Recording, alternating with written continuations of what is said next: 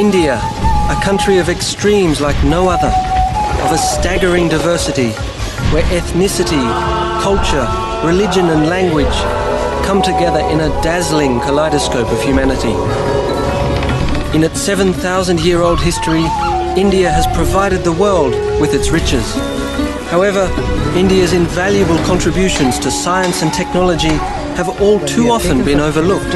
They've become so much a part of our daily life that we've taken them for granted. India's ancient knowledge remains an untold story.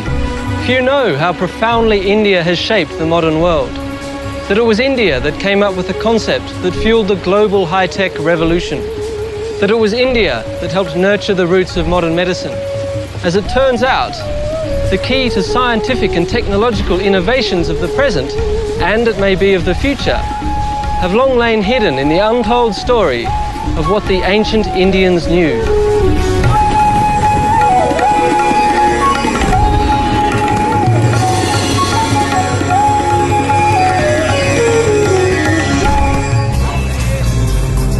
The colourful impressions in the ancient city of Delhi are almost overwhelming for someone coming from the West.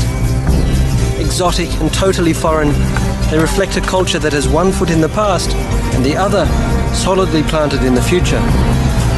With poverty on one side, India has one of the fastest growing economies on the other. India is poised to lead the world into the future. Just why is an important part of the untold story of India's scientific and technological contributions. Contributions that have been decisive in shaping the present.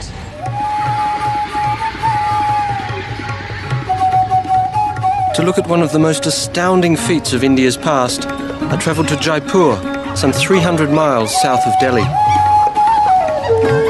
Jaipur is famous for its legendary Pink Palace, but I was looking for a scientific treasure of magnificent scale. Here in Jaipur, the Hindu belief spurred an innovation of unprecedented precision. Much like in the modern Western world, the movements of the sun, the planets and the stars were believed to affect human life. In order to determine the most auspicious times for important events, like festivals or marriages, precision was crucial.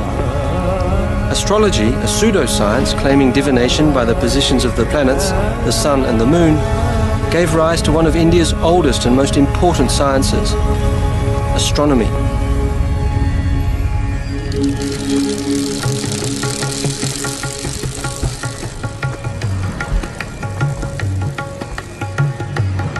I'd heard and read about the Jantar Mantar, but nothing quite prepared me for this unique sight. The Jantar Mantar is one of 5 observatories built by Maharaja Jai Singh more than 300 years ago. What looks like a giant playground is in fact an architectural and astronomical marvel.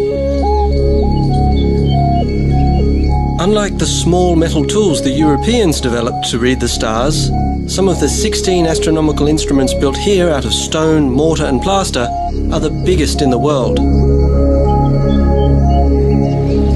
Prior to Jai Singh's time, astronomers relied on smaller instruments such as the astrolabe. The immense forms that Jai Singh built here and elsewhere in India are the only ones of their kind. Why is it that an instrument like this is so big? Resident astronomer Dr. S. Bhattacharya explained the importance of scale. Circumference and the large number of markings you can have on the circumference and really small angles you can measure through. And is that true of all of the instruments? They're all so big because that makes them all more accurate? Yes, exactly. Measurements can be really accurate. So the bigger it is, the greater the precision? Yes, exactly. The larger there is a circumference, then the smaller angular measures you can mark on these dials. At Jantar Mantar, the ancients could track the movement and position of the celestial bodies with a higher level of accuracy than anyone before them. Believe it or not, the object behind me is a sundial. It's not one of those cute little circular ones you see. It is in fact the largest sundial in the world. This equinoctial sundial is called Samrat Yantra, which translates to supreme instrument. It is just under 75 feet high and Jai Singh's most important creation. And these steps run 164 feet along the gnomon, the structure that creates the angle of the sundial. Jai Singh oriented the structure to the north. On an east-west line, he positioned the axis of a hemisphere to create two quadrants. Using geometry, he calculated the angle of the ramp at 27 degrees, equivalent to the latitude of Jaipur. So the ramp points exactly to the celestial North Pole. The shadow from the ramp falls onto the quadrant showing the local time, accurate to within seconds. So can you tell me how accurate is this sundial? Well, that's it. Dr. S. Bhattacharya, the assistant director of the nearby Birla Planetarium, explained Samrat Yantra's accuracy. Well, it measures, smallest measure of time is 2 seconds. Each of these is 2 seconds? Smallest ones are 2 seconds. But there are problems, of course, because sun is not a pinpoint source. The difference between the shadow and the light is not obvious. Okay. Your error can be more than 2 seconds. But still, that's pretty accurate. Pretty accurate. Every hour. This ancient Indian innovation was used around the world for hundreds of years. Jai Singh's Samrat Yantra was astonishing in that equinoxes and solstices could be determined down to the second. Both of these celestial events are rather important to astronomical or astrological systems around the world.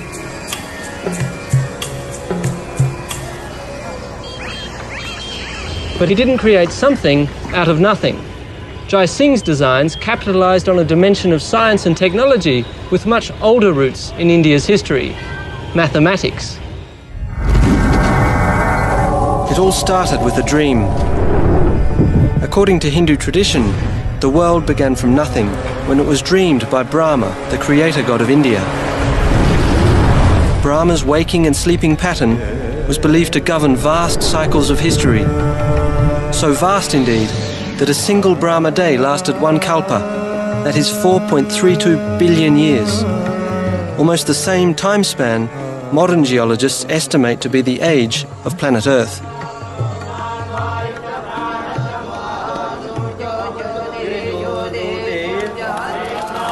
Ancient Hindu chants and writings contain calculations of these Brahma cycles, outlining Indian mathematical works back to the 4th century BC.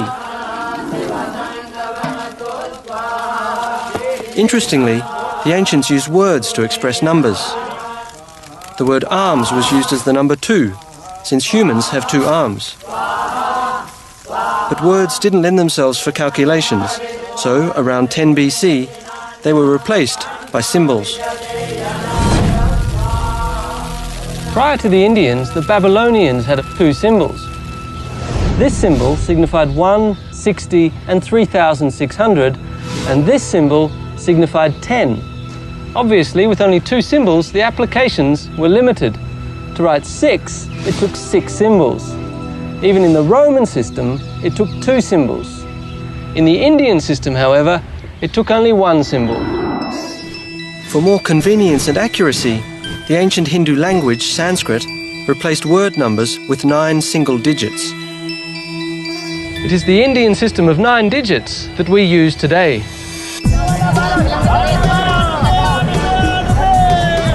Traders and merchants were looking for an easy way to count and calculate. So commerce became the motor for ancient Indian mathematics and a numeric system that invented this crucial digit. It's the last symbol of this ingenious system for which we remain forever indebted to the ancient Indian thinkers. 0. For them, the symbol stood for the Sanskrit word shunya, meaning nothing.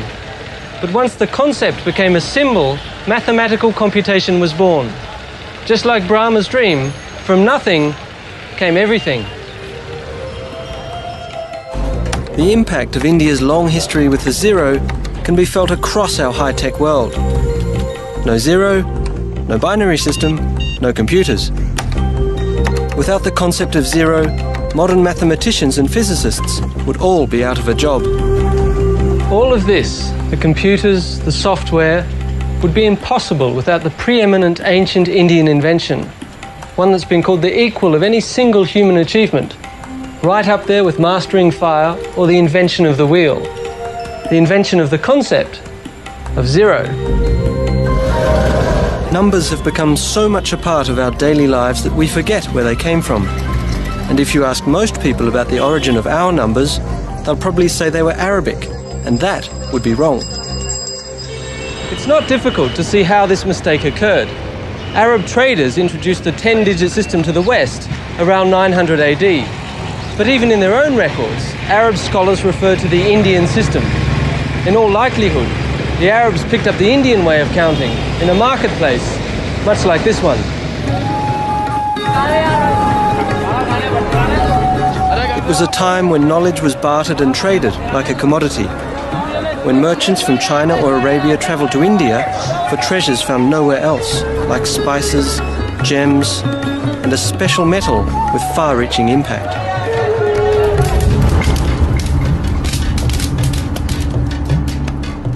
In search of the first advanced material in the ancient world, I travelled north to the foot of the Himalaya mountains to find clues to the legendary Wootz steel.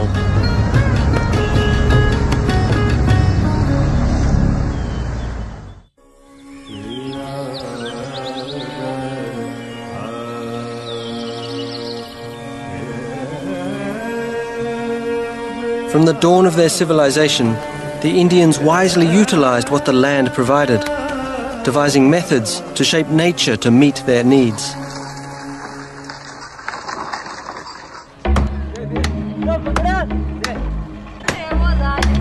India's history of metalworking is documented in some of the oldest written records in the world. It is legendary. Yet only a few tantalizing clues to the source of that legend remain. Here, along the road to the Himalayas, I'd heard there were groups of itinerant workers who still retained one of the main skills of the ancient Indian metalcraft.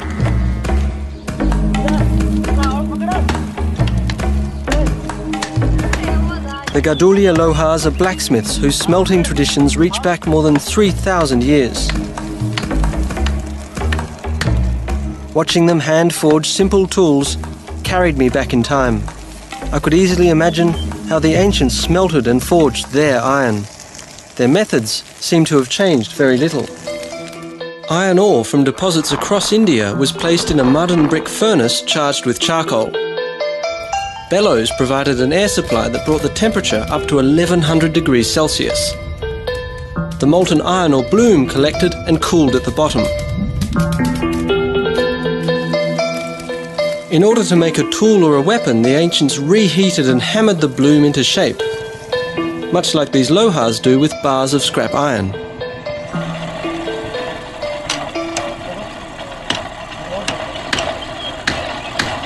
After a few whacks with the hammer, I came to appreciate the blacksmith's skills.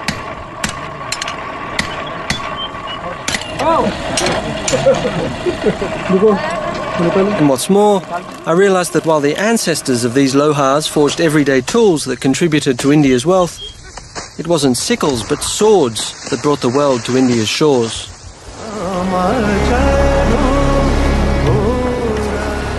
When in the 11th century AD, European crusaders felt the effect of Islamic swords in battle, their war stories launched the legend of the Damascus blade. One blow from the sword, they said, could cleave a European helmet without turning its edge, or slice just as easily through a floating silk scarf. Though the swords were forged in Damascus, the capital of modern Syria, the steel and the technology came from India.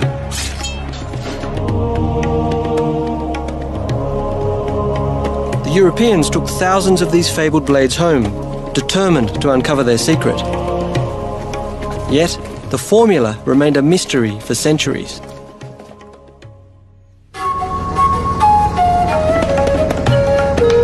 Besides smelting, I looked for another clue in my search for the fabled Wootz steel.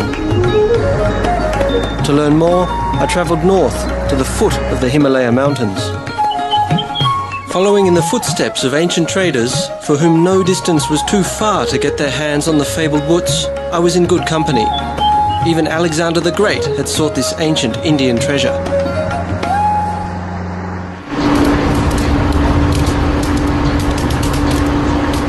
Today at Windlass Steel Company in the town of Dehradun, they're making replicas of the Damascus blade.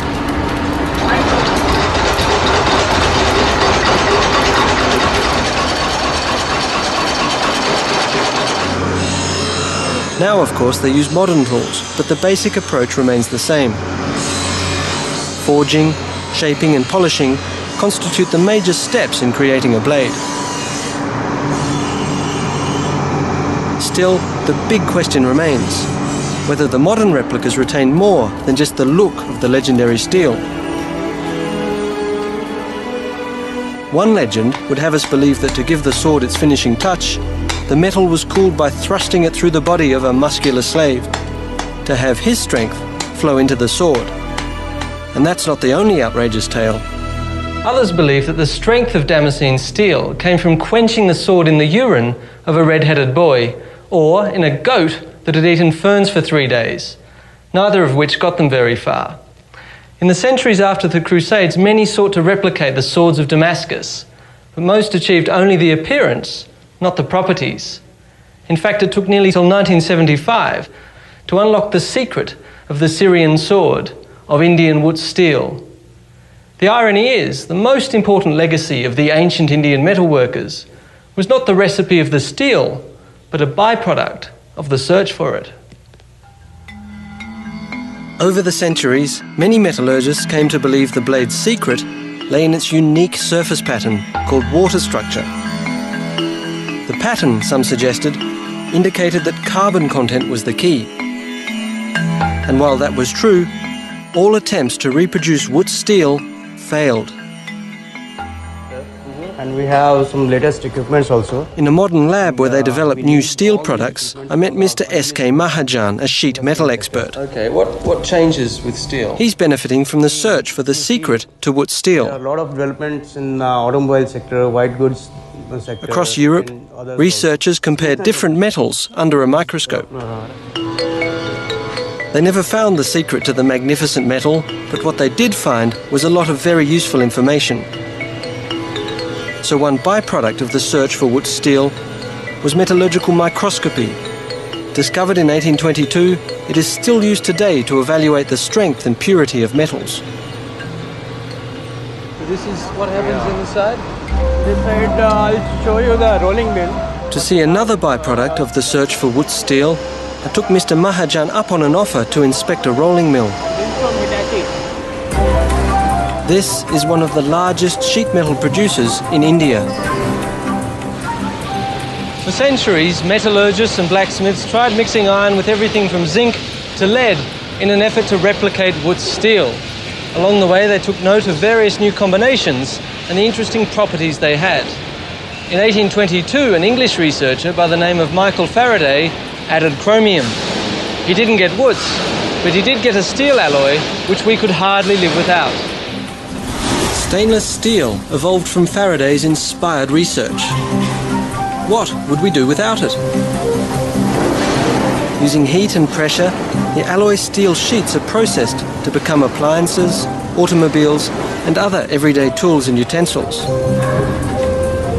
What makes stainless steel so desirable is that it doesn't rust, a property we easily take for granted. Today, steel alloys are the backbone of modern life, everywhere in the world. Owing a profound debt to the ancient Indians, we use them anywhere from airplanes to operating rooms. But besides wood steel, the ancient Indian metalworkers had more tricks up their sleeves. And to see some of their most monumental achievements, I travelled to the East Indian state of Orissa. Because it was here where in the 13th century AD, King Narasimhadeva commissioned a magnificent temple dedicated to the Hindu sun god Surya. Sun worship is one of the oldest forms of religion, not only in India.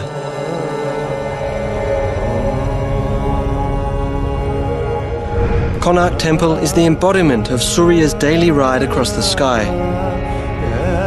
His chariot has 12 wheels, one for each month of the year. It's pulled by 7 horses, one for each day of the week.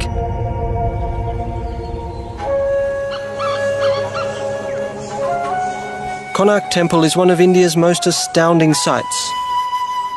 Though much of the original structure has decayed, I could see that the remains bear witness to the accomplishments of the ancient builders.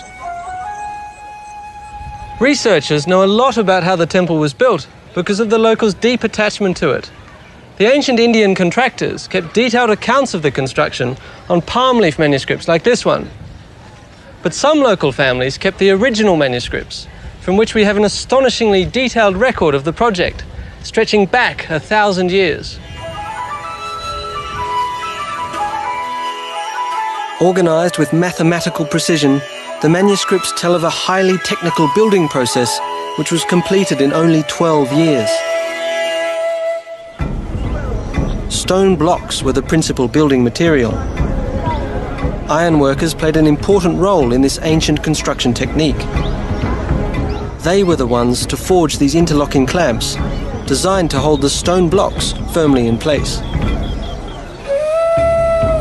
What is new in this temple is that its builders relied on the innovative powers of the ancient metal workers. Using the same basic technique of heating iron ingots and hammering them together, blacksmiths created beams up to 20 feet long and weighing over 5 tons. You can see here where the individual ingots were joined together. In so doing, the ancient blacksmiths created the first beams used in construction, a remarkable application of a simple technology. Though there's evidence that other cultures used metal to join sections of stone, the ancient Indians were the first to incorporate long metal beams as structural components. This is an impressive piece of engineering. Hand-forged iron girders support massive stone lintels to form the supporting structure of the building. During early explorations of the site, more than 20 girders were found throughout the temple. Now, given that each of these girders weighs around 10,000 pounds, and the stone lintel probably just as much, it's truly amazing that the workers could lift such a massive weight. The mystery was solved when researchers analysed the palm leaf manuscripts. It seems the builders relied on an imaginative mechanism created by the blacksmiths and a local source of auxiliary power. Using hand-forged iron pulleys and ropes, the stone lintels were placed on wooden planks. Elephants were trained to step on these to raise the lintel pieces in the air, while a team of men pulled on the ropes to set them on the girders. Throughout the construction, elephants did the heavy work. From lifting to grading, they were not only the cranes but the bulldozers, levelling the building site before the foundation was laid. Their labour has made them immortal. When you think how important elephant power was to the temple builders, statues like this one make a lot of sense. The elephants deserve to be remembered for their contribution to one of the great monuments of ancient engineering and architecture.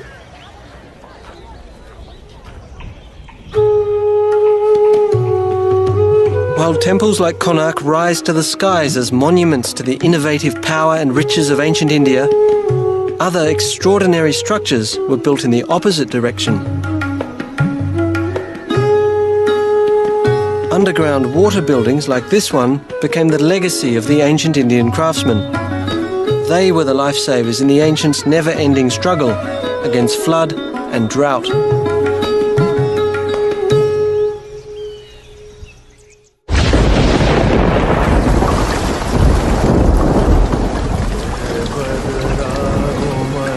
The monsoon's powerful rhythms have shaped life in India since earliest times. Today, they continue to do so. 90% of India's rain falls during a 3-month downpour. The deluge saturates wetlands and swells the sacred rivers, which Hindus view as goddesses, brought to earth to help humanity.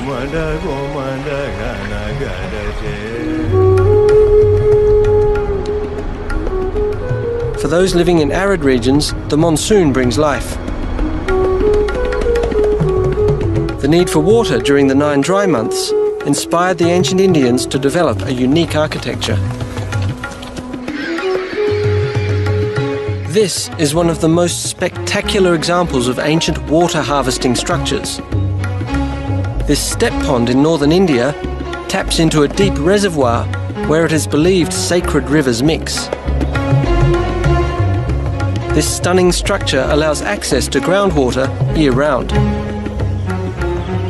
Its step architecture is one of India's most ingenious inventions, showcasing the expert skills of the ancient Indian stoneworkers. This style of architecture, which is unique to India, is called a water building. This particular one, the Chanbauli Step Pond, is the largest of its kind. Step architecture, which could be round or rectangular, was designed to meet both practical and spiritual needs in India's driest regions. Stone blocks became steps, facilitating the long walk down to the life-saving resource. And a long descent it was. The pond is over 5 stories down, and farther still when the water level drops during the dry months. With stone blocks, you could build square corners and curves and keep the layers level, regardless of the incline. Whereas temple architects used stone blocks to build upwards, creating vaults and chambers. Step wells and ponds were built in the reverse direction. But first, they had to find the water. A large tree was often the clue to the source. Near the tree, a rectangular well was dug to check the depth of the groundwater and confirm its purity. The well was widened into a rectangular pond, which was then lined with stone blocks. The step architecture kept the walls close together to reduce evaporation and ensure that the pond stayed cool. Allegedly, this was done with a special effect in mind. Indians have a long tradition of water cooling methods. Evidence indicates that evaporation was put to a novel purpose centuries ago. European accounts of the 19th century tell of rows of shallow pottery vessels containing water, which were covered with straw and exposed to a draft. The evaporation chilled the water and could even produce small quantities of ice. Let's see if it works.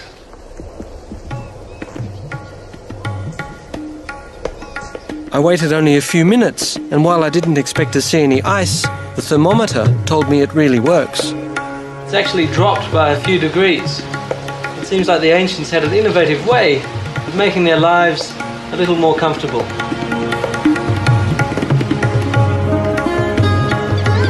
Dating back 1,000 years, water buildings like these show the advancement of ancient Indian science and technology.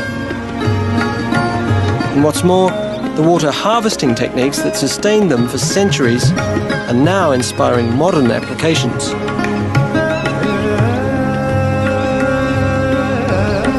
One project may just become a role model for others. Laparia is a small farming village some 2 hours' drive from Jaipur, in one of the driest regions of India. In a good year, the 3 monsoon months bring 12 to 35 inches of rain to Laparia, and that's usually enough to provide water for the people, their livestock and their crops all year round.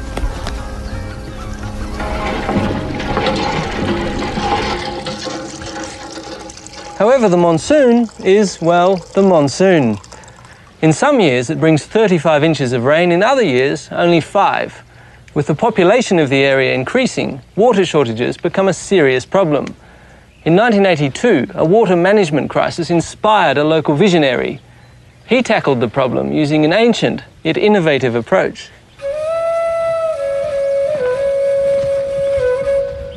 हम सब लोग इकट्ठे होकर के और सब लोगों ने मिलके काम किया. Laxman Singh, a member of a prominent local family, has dedicated his life to reviving traditional rainwater harvesting methods in a parched and barren land. तालाब बने हैं, सारे लोग निठल्ले ना बने, कम से कम. Mr. Singh explained that before he took up this cause, most modern approaches had failed because they were foreign to the villagers. So instead, he reminded them of their ancient wisdom. The water methods used in the construction of step ponds and step wells inspired the Laparia squares.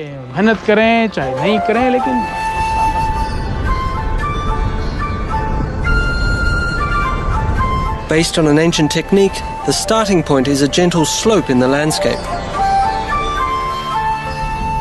A large patch of the slope is divided into rectangular units of approximately 200 by 400 feet. Each unit is enclosed by dikes along the three sides that lie towards the lower part of the gradient. They're called chaukas, meaning squares. This zigzag pattern on the land allows rainwater to enter the square and fill it up. Excess flows into the next square and then onto the next. Runoff flows into a storage pond or tank. Collected water percolates through a soil filter into the groundwater, which is pumped up through the village wells. As Mr. Singh explained the process in more detail, I realised that this low-tech, high-intelligence irrigation strategy manages a limited water supply most efficiently. In fact, Laxman Singh's approach was producing more drinking water as well as sufficient water for their pastures and farmlands.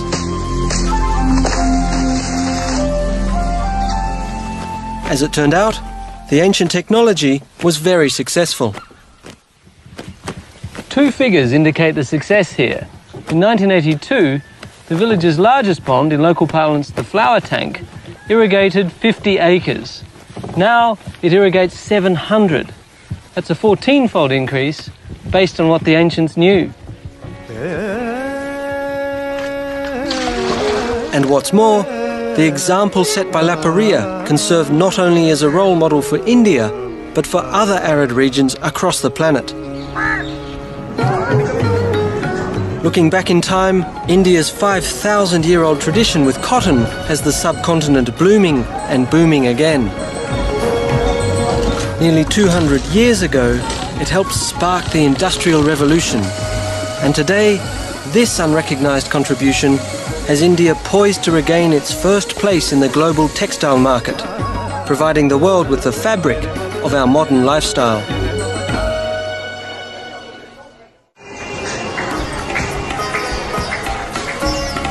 This is the Chandi Chowk Bazaar in Old Delhi. For thousands of years, traders came here to find something only India could offer.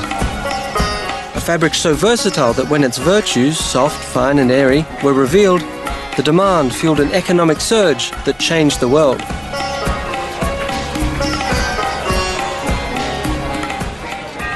I'm standing in a sea of a product that made India bloom and boom. Everything in this market is made of cotton. Deep within these colourful fibres is another untold story of India's contribution to our technological past.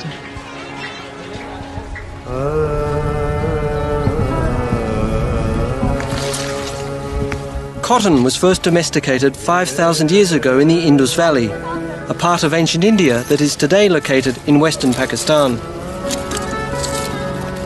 Each fibrous bloom is called a bol, which contains many tiny seeds. Rich in vitamins and oil, ancient farmers fed the seeds to their livestock long before the true treasure of the plant was discovered. Called wool-bearing trees by the Greeks, cotton plants were traded across the ancient world, but few devised an efficient technology to mine their magic.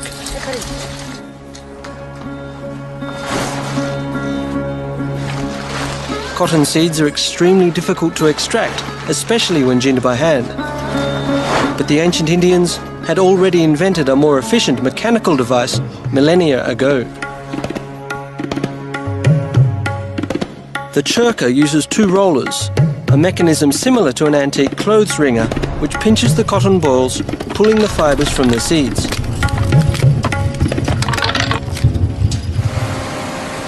Modern ginning machines borrow the principle from the ancient churka, which was the standard ginning tool for nearly 4,000 years.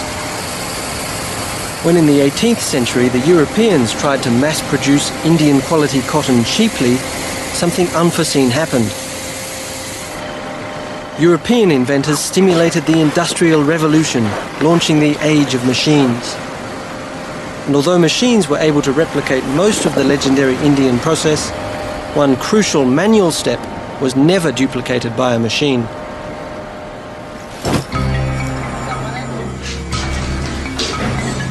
Long ago, Indian craftsmen pioneered a tool that gave their cloth a unique quality. The origins of the spinning wheel are somewhat obscured, yet the earliest recorded appearance was in India. For millennia, thread was spun by hand and with simple spindles. Then, around 1,000 years ago, the spinning wheel was developed. It was a simple, yet enormously efficient technological leap. The wheel turns the spindle, which gently twists and collects the thread. The spinning wheel was so efficient that in skillful hands the normal daily output could be doubled, and yet the legendary quality was retained.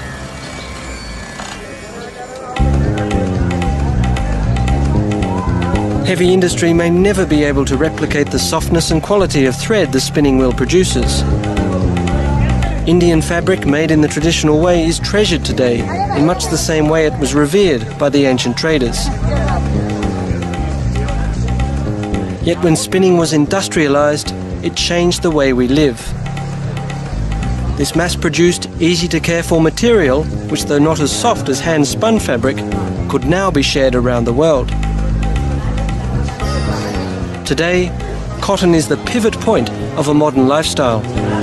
Without cotton, none of us would have t-shirts or wear our favourite pants. Blue jeans!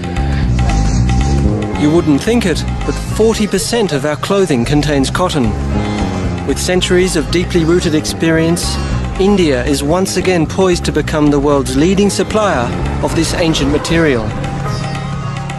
Into the production area. Thank Please. you. Thank you. In this vast modern processing plant in Alwar, 2 hours drive southwest of Delhi, Prerna Syntex processes 800 tons of cotton per day. A far cry from what a farmer could produce with a churka. Here they spin some 10 million yards of thread a day, more than all the spinning wheels in India could have produced in a year. The technology that is likely to have originated in India hundreds of years ago is now re-imported from Germany, Japan and Switzerland by way of these modern machines, with the processes becoming ever more efficient. We have made the cotton ready. I came to realize how much ancient knowledge contributed to the importance of the marketplace, where not only goods but ideas have been bartered, exchanged and spread around the world.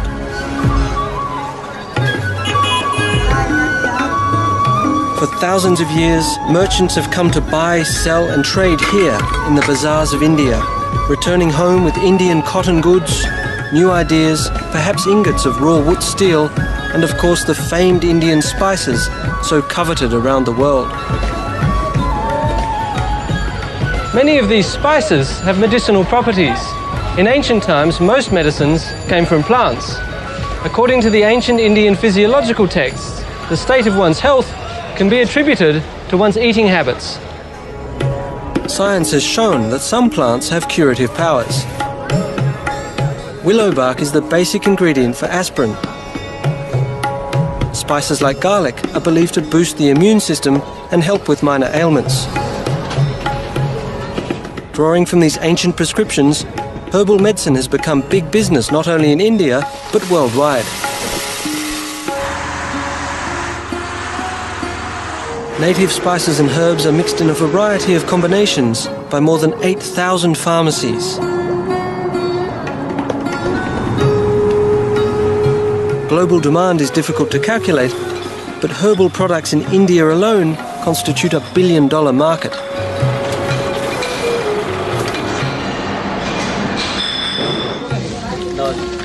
Herbal medicines are distributed in more than 20,000 dispensaries nationwide. But the use of herbs and spices is only one step towards health in India's comprehensive medical philosophy.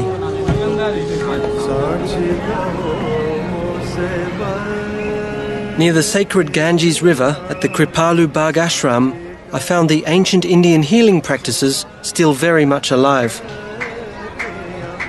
This ashram houses an Ayurvedic clinic that treats hundreds of patients a day. Ayurveda in Sanskrit means the science of life, which defines health as total well-being. A medical diagnosis therefore does not only focus on the immediate symptom, but on the patient's relationship with food and herbs, the weather and the seasons, and even his or her personal relationships. Ayurveda was the first system of medicine to appear in the world. And finally, after 5,000 years, this holistic approach is now embraced in the West. ये है आपकी हृदय मुद्रा. Yoga, which is one of the most important aspects of Ayurveda, has become very popular.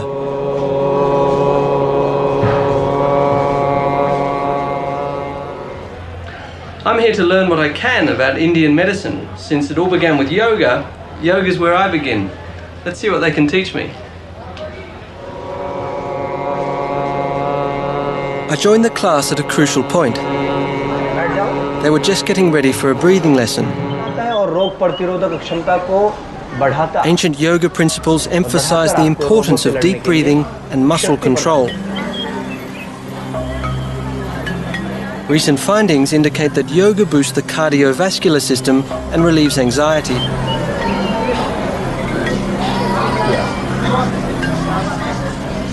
It seemed to work. The yogic breathing exercise, though a bit unusual, invigorated me immediately.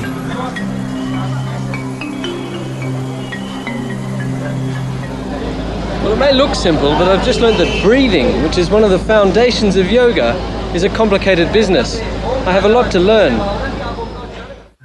Hepatitis B को मैंने ठीक किया, इसे मैं मानता हूँ. Yoga master Ramdev Ji took the time to tell me more. As a medical technique, yoga's goals are to restore the flow of vital energy around the body, to treat a variety of illnesses. और इससे हमारे heart के blockage से लेकर के cancer. These old-school methods have recently had to withstand our Western benchmarks of science. Yogi Ramdev Ji thought a demonstration would best make the point. Postures and stretching appear to increase circulation to the limbs.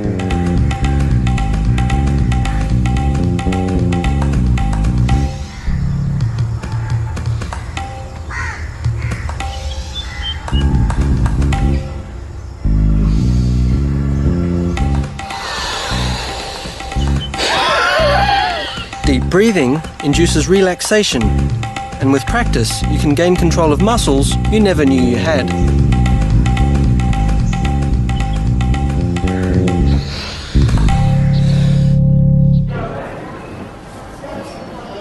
While yoga has reportedly helped patients suffering from afflictions like asthma and arthritis, the long lines of people at this clinic were clearly hoping that Ayurveda could do much more. I couldn't think of a better way to learn about Ayurveda than to become a patient of an Ayurvedic doctor. So I scheduled an appointment with Dr. Gaval.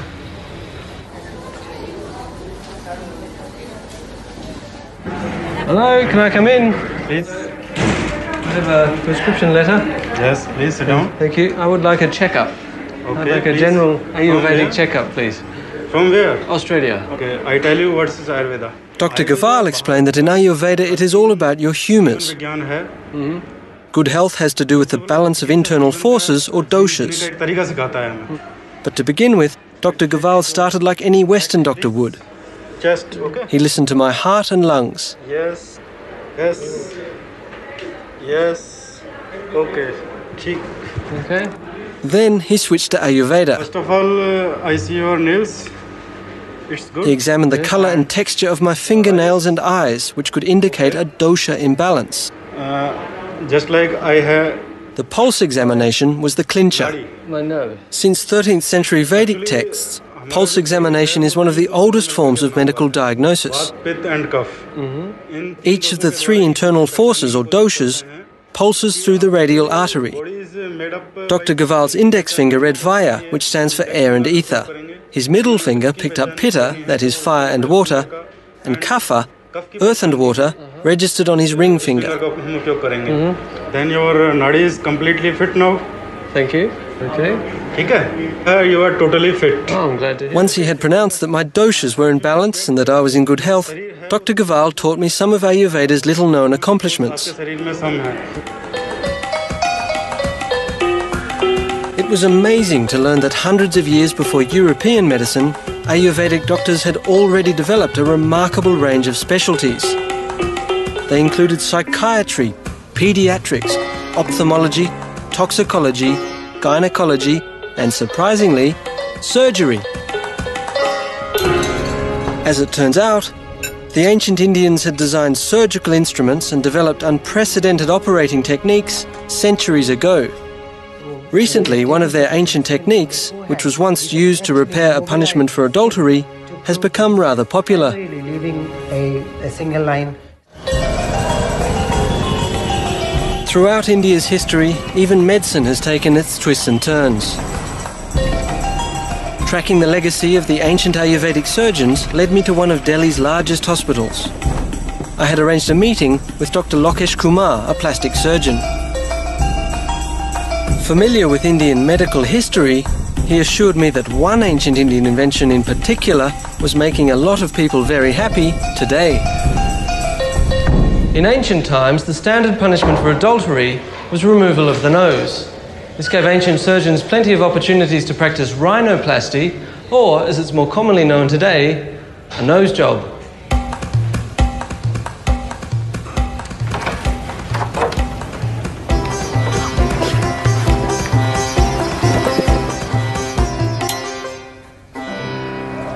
Dr. Kumar, it's fair to say that Indian doctors have been doing what you do for a very long time. Well, this operation of rhinoplasty, it evolved in India. The earliest description, that is 600 BC, was the tissue taken from the cheek. Right. But the basic principle remains same. So what you're saying is that the practice you do today is exactly the same as the ancient practice? That's right, because the reconstructive rhinoplasty has been practiced for ages. We mark Except for a slightly different measuring technique, little has changed in the procedure invented by the ancient Indian surgeons. For making the nose. A leaf was used to measure the area to be covered. A flap of skin was dissected from the cheek or the forehead and flipped over. One side remained attached to provide the blood supply. The flap was then sutured to scarified areas on the cheek. Wooden tubes were inserted to form the nostril.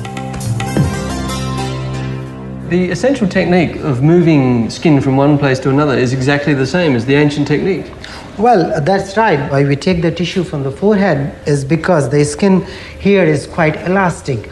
And when we have taken sufficient skin from the forehead, we can actually mobilize the skin to close the defect. So you can get a new nose and clean up the wrinkles on your forehead all at the same time? Well, that's right. You get the forehead wrinkles removed as a bonus. I wouldn't mind a bit of that.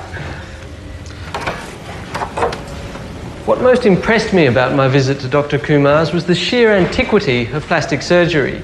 For centuries, this ancient Indian idea has been a true blessing for those who desperately needed it, and for those who are merely looking for a little improvement.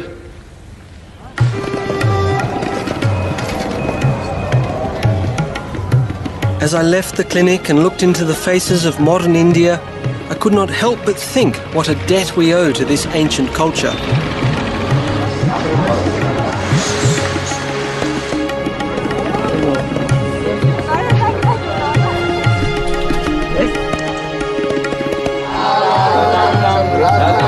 From mathematics to architecture, what we wear to what we eat, our lives have been shaped by an ancient wisdom. For 7,000 years, India has provided the world with its riches.